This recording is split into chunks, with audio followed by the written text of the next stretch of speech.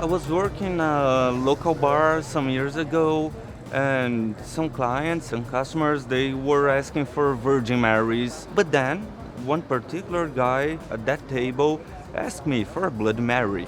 So I started to make the Bloody Mary. After a couple minutes, I was looking at my bar station, and then I realized I haven't put any vodka on that cocktail. I was starting to get anxious, and then these customers get up, come to my bar, and he says, "Man, that's the best Bloody Mary I ever had. Like, so smooth, I can't even taste the vodka." Teve uma vez que eu fui trabalhar e estava naquela correria de bar, aquela loucura, e minha calça simplesmente não parava de cair. Aí, conforme foi caindo, um cliente de longe ficou só avistando. Ele pegou, chegou no balcão e falou: "Posso te ajudar?" Falei: "Como?" Achei que ele iria me ajudar na correria e tal. Ele tirou o cinto dele e acabou me emprestando para mim poder trabalhar com a minha roupa inteira. Foi que estávamos trabalhando com um cooler de gelo e o nosso sifão estava dentro do cooler. E a gente estava ouvindo um barulho, do nada um amigo esbarrou e o sifão voou, um monte de espuma no meu cabelo. Eu fiquei com o cabelo todo branco de espuma e a gente não sabia se ria o cliente ria de mim ou se ele ficava com pena porque eu estava toda suja. E é isso.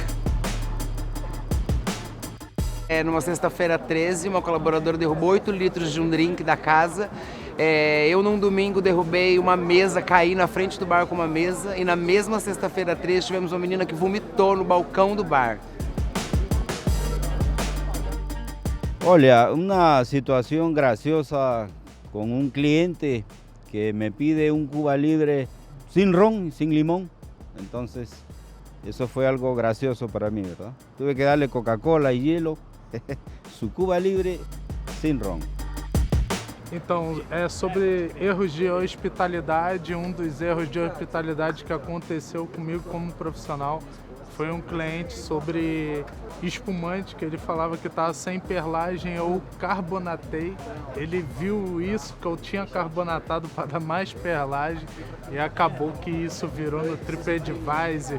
Foi uma parada que aconteceu no restaurante surreal. Foi um convidado num outro evento, que ele ficava indo de 5 minutos no bar perguntando se o bar já estava aberto e a gente sempre falando que não, que ia abrir determinado horário, e ele lá insistindo. Quando deu o horário marcado, ele pediu um conhaque com cacau, porque era uma bebida, né, famosa aqui no Brasil, porém não é uma bebida que a gente costuma servir nos eventos. Então ele ficou enchendo o saco lá para o bar poder abrir, porém quando ele pediu não tinha a bebida que ele queria. É isso.